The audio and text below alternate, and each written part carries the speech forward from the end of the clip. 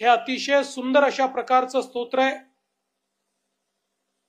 ते तसं रावण रचित स्तोत्र आहे। ज्यावेळी रावणाने आपल्या सुंदर लंकेमध्ये कैलास पर्वत असला पाहिजे म्हणून कैलास पर्वतच उचलून तो लंकेला नेण्याचा प्रयत्न केला आणि त्यावेळी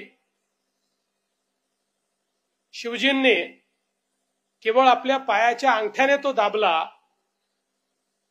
आणि त्यानंतर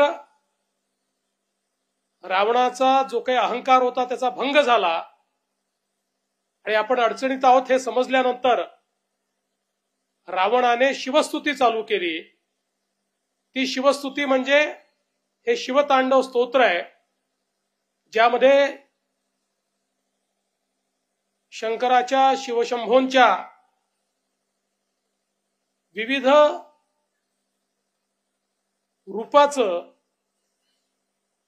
त्यांच्या विविध गुणांचं वर्णन हे या स्तोत्रामध्ये करण्यात आलेलं आहे आणि अतिशय सुंदर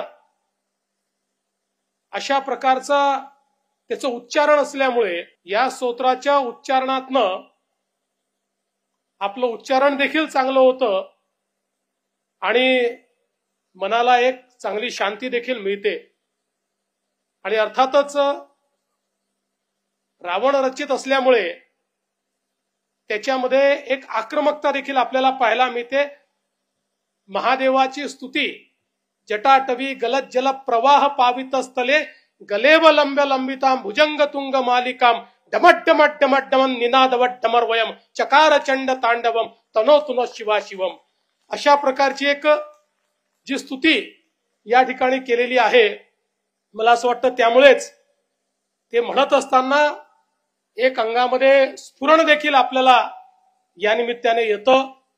आणि मी खरोखर ही जी टीम आहे, ज्या टीमने आपल्या सगळ्या सहभागी ज्या आमच्या माता भगिनी आहेत, बंधू आहेत, यांना याचं प्रशिक्षण दिलं आणि त्या प्रशिक्षणातनं आज एक प्रकारे रेकॉर्ड या ठिकाणी होतोय आणि मोठ्या संख्येनं आपण शिवतांडव स्तोत्र म्हणतोय।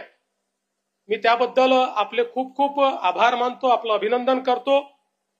आपण असं मानतो की कणाकणात शिव आहे, त्यामुळे हे जे शिवतत्व आहे या शिवतत्वाचा जागर करण्याचं काम आज या कार्यक्रमातनं होतं आणि त्याकरता आपण आम्हाला निमंत्रित केलं त्याबद्दल आपल्या सर्वांचे मनापासून आभार मानतो।